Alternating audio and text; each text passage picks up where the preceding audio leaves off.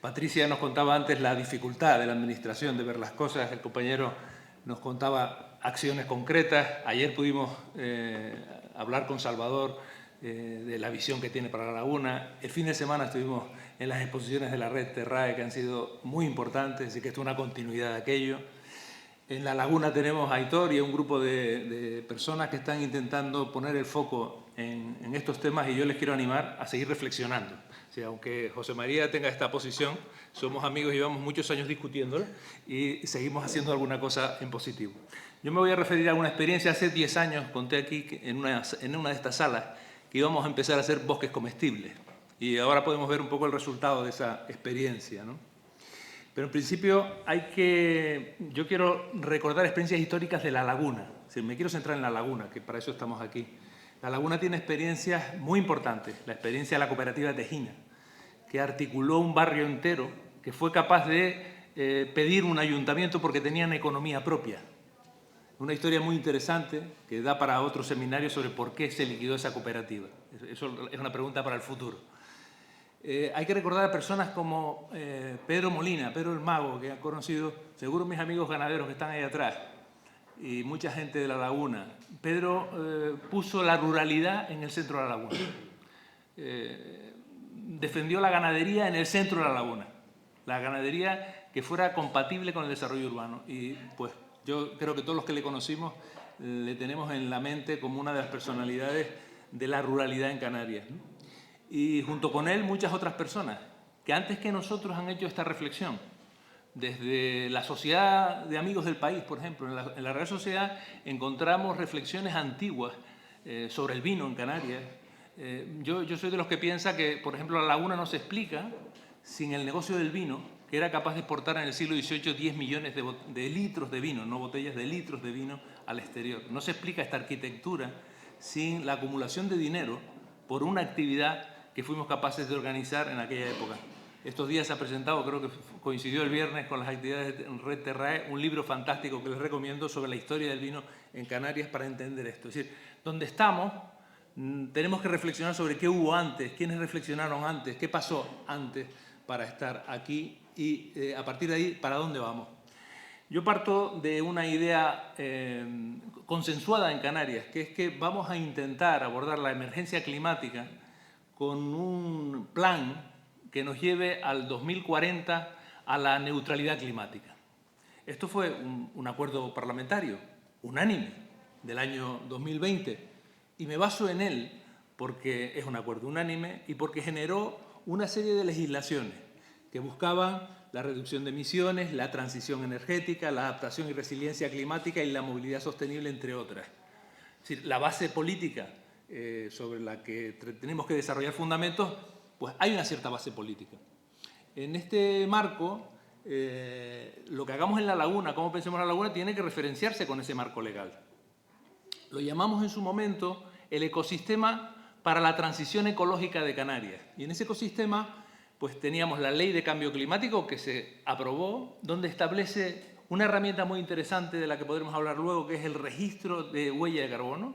El registro de huella de carbono canario, independiente del nacional, porque tenemos un REF propio.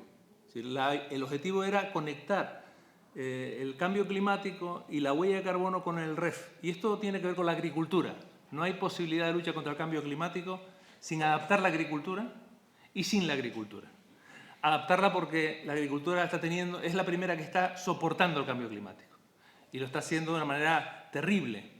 En 10 años hemos abandonado unas 3.000 hectáreas de viñedo, que se dice pronto. Después de haber hecho unos esfuerzos tremendos con las denominaciones de origen, hemos ido para atrás. Y esto hay que reconocerlo. Pero además de la Ley de Cambio Climático, la Ley de Biodiversidad de Canarias, como decía José María, es muy importante la Ley de Biodiversidad en Canarias. ¿Cómo vamos a reconstruir la naturaleza en Canarias? O la Ley de Economía Circular, que nos dice que tenemos unos recursos que podemos recircular y que tenemos que hacerlo. O el PIRCAN, que eso está en el PIRCAN.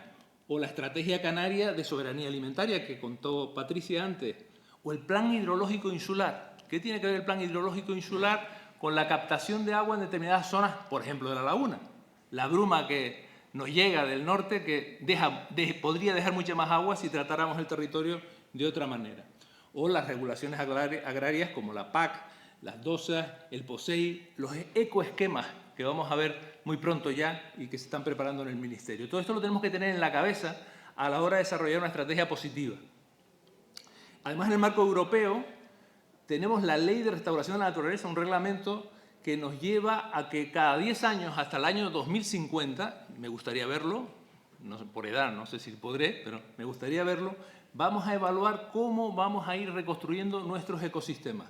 El objetivo de Europa, como uno de los grandes soportes del Acuerdo de París, es llevar nuestra sociedad, nuestros municipios, nuestro territorio, a la recuperación de ríos, ¿por qué no?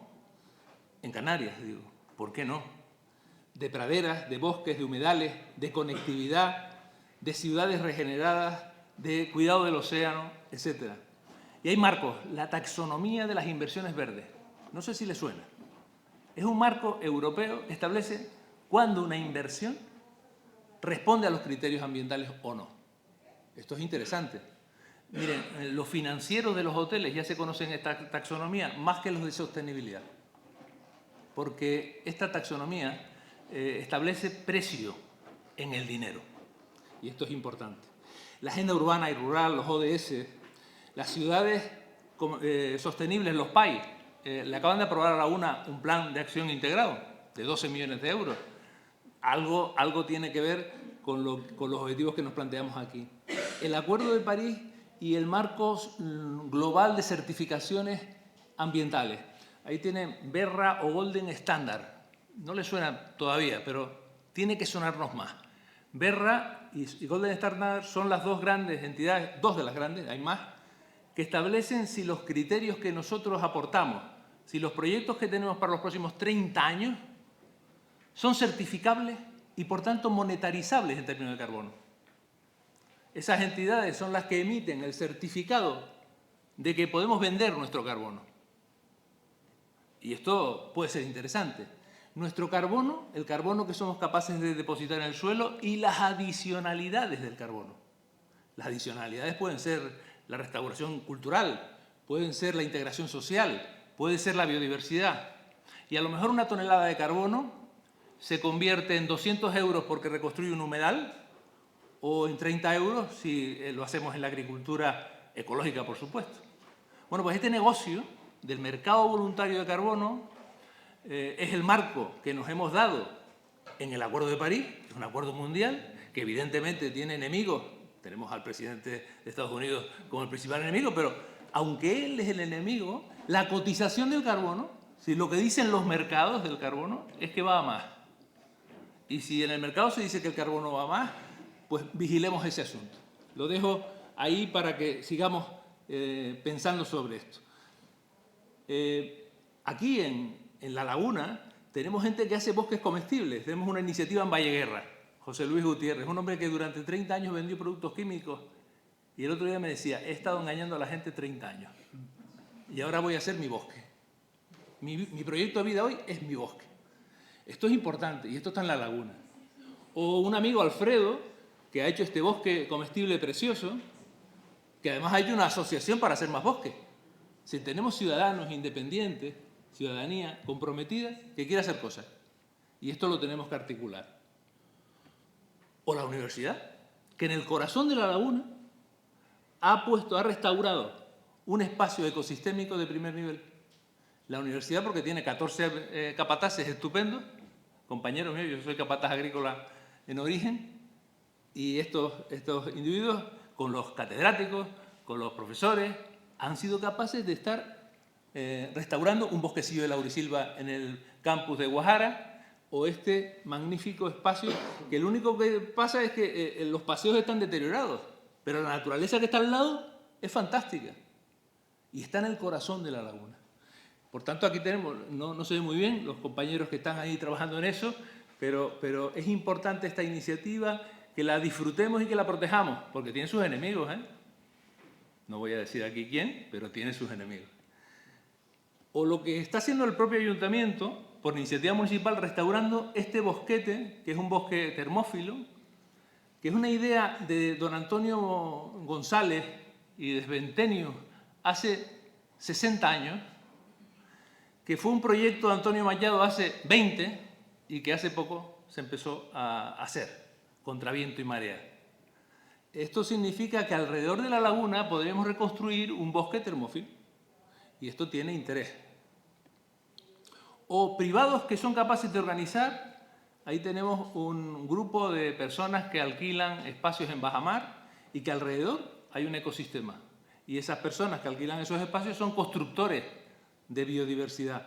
O el libro que les recomiendo a todos sobre las explotaciones agropecuarias en la laguna, donde tenemos a los líderes de este proceso.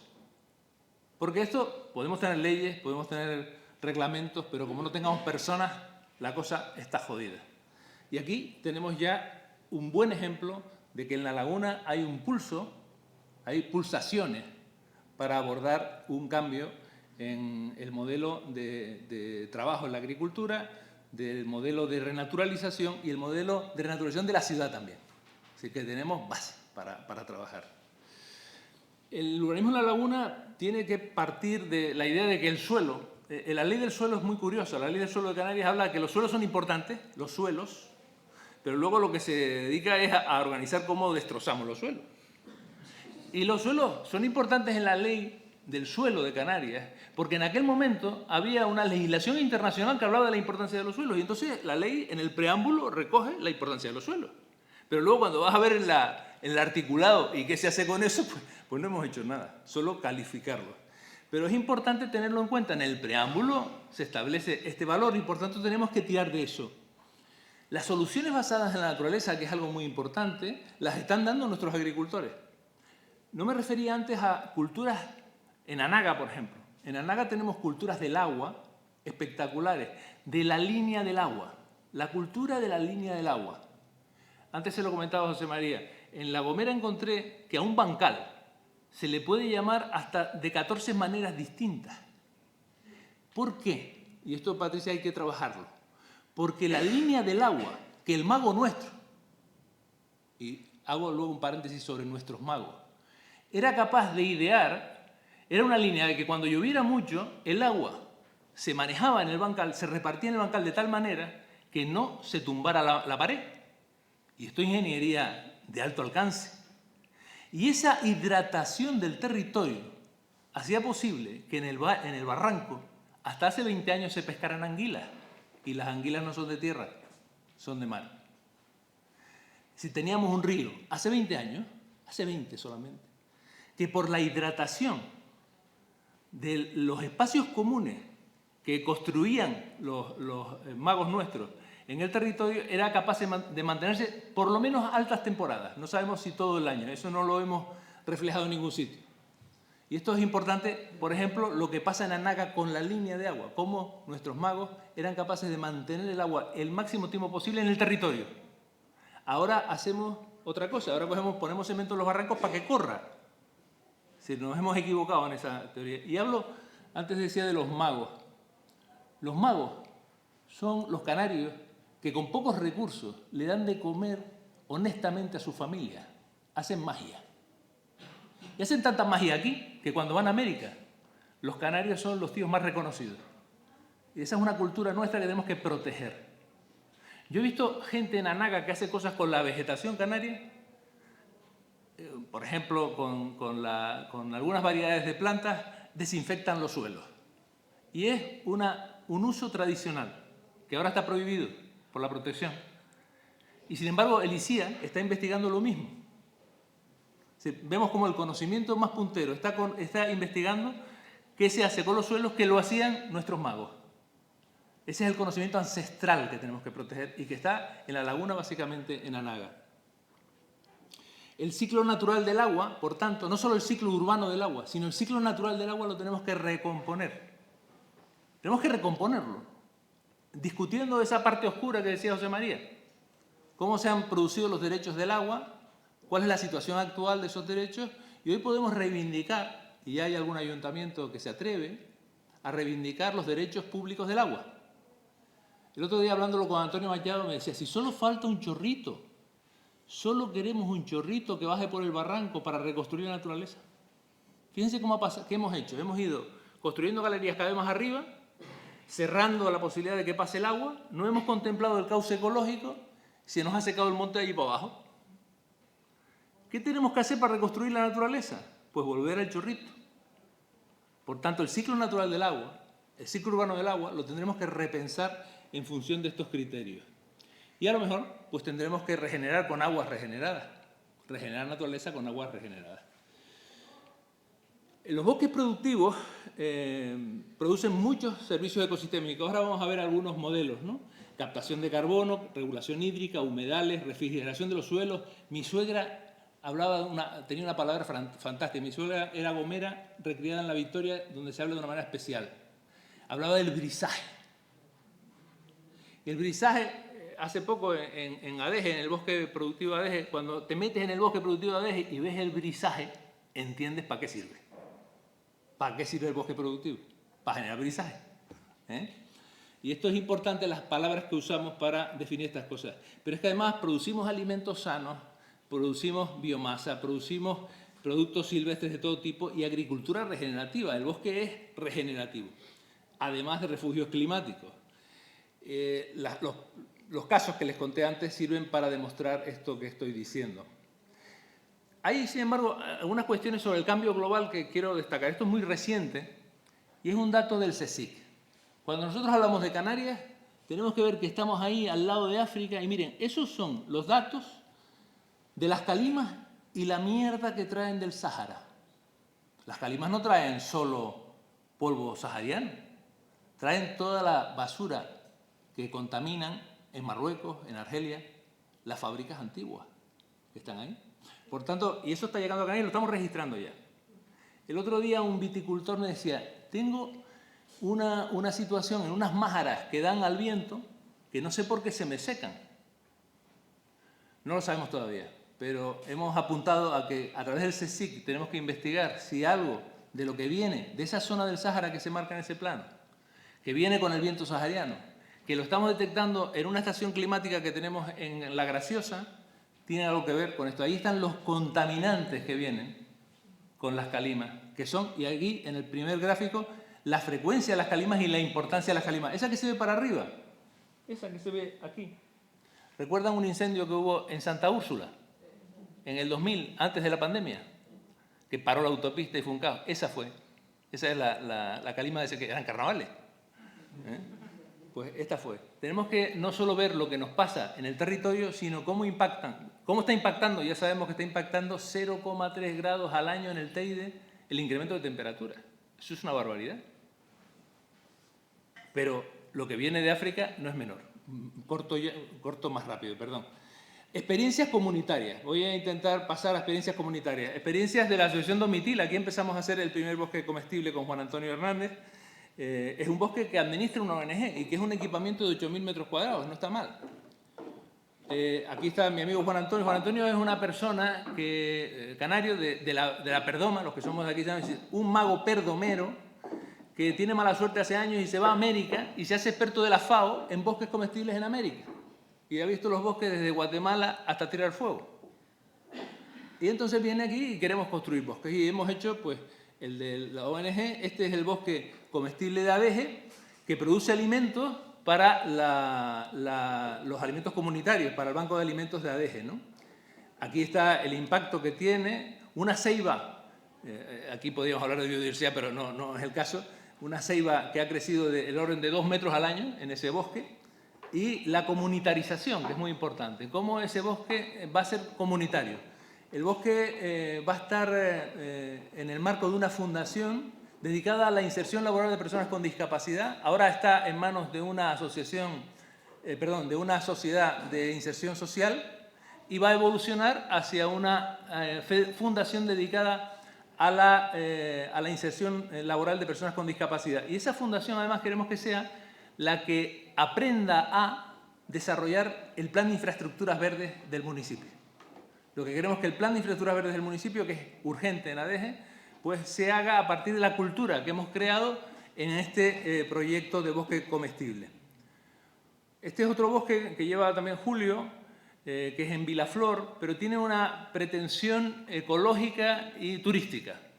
Por Vilaflor pasan 2 millones de turistas y queremos que dejen dinero en esta fundación que se dedica al hermano Pedro, además un santo, cuidado, esto es turismo religioso de alto alcance, no se vayan a creer. Esto da motivo a otro seminario, que es el turismo religioso. Pero la idea es que se produzca dinero en una fundación mixta donde participa el Cabildo, participa el Ayuntamiento, participan los vinateros, porque el objetivo es renaturalizar Vilaflor para resistir el cambio climático a esa altura que está siendo imponente en el sector del vino. Bueno, pues el objetivo de los beneficios de esa fundación, porque se pretende que sea un negocio, es ese. Ya los han invitado a ir, pues quedan invitados todos y todas a ir. La estrategia futura de lo que yo propongo para la laguna tiene que ver con este tejido de biodiversidad entre lo urbano y lo agrícola que hemos visto, y algún ejemplo como la certificación BioSuisse, que ya está empezando a entrar en la laguna. Y es una certificación suiza para exportar productos ecológicos a Suiza que te exige que el 7% del territorio sea biodiversidad, entre otras cuestiones. No lo certifica el ICA de Canarias, no les vale a los suizos la certificación ecológica nuestra. Ellos tienen la suya propia y en esa te exigen que impacte sobre la biodiversidad, en línea con la taxonomía de las inversiones verdes, que dije antes. Esta es una visión para la laguna, esa malla de corredores verdes que decía antes José María, pero sobre todo cómo administramos lo común. Cuando antes hablé de La Gomera y de esos bancales, hay una parte que es la administración de lo común, que hacíamos desde lo particular. Lo particular y lo común se tiene que engranar. No es posible mantener un paisaje sin articular lo privado, los intereses específicamente privados y los intereses comunes. Bueno, adelanto todo esto y voy a una cuestión que es la financiación, que me interesa mucho. Los proyectos AFOLU, los proyectos agrícolas, forestales y de otros usos del territorio. Y miren, estos son los 170 tipos de proyectos de carbono que se pueden acreditar en el mundo. Y tenemos que ir hacia ahí. Y voy terminando muy rápido. Modelizar entonces la creación de estos tipos de elementos, mejorar su productividad, la integración social, el modelo educativo y de interacción con los ciudadanos que se puede hacer, mejorar el conocimiento y adaptar el urbanismo a esto, a partir de que la laguna es un paradigma importantísimo de la agricultura en Canarias. Tiene de todo y tiene unos retos para todos los gustos, ¿no? Hay que mejorar, sirve para la estética, para el ocio, para la salud, para la biodiversidad, para la belleza, para la inclusión social, son sumideros de carbono, tienen resiliencia climática para el municipio y tienen capacidad productiva. ¿Qué tenemos que hacer? Generar un liderazgo compartido, primero, una gestión integrada y colaborativa, un modelo de ciudad agrícola y urbana resiliente, integrando las experiencias aisladas y adaptándolas y teniendo presente que la renaturalización protegerá nuestra calidad de vida y nuestra salud. Y termino con esta frase de Jane Goddard, que murió hace poco, y dice: ¿cómo pudimos alguna vez haber creído que era una buena idea cultivar nuestra comida con veneno? Gracias. Cierro.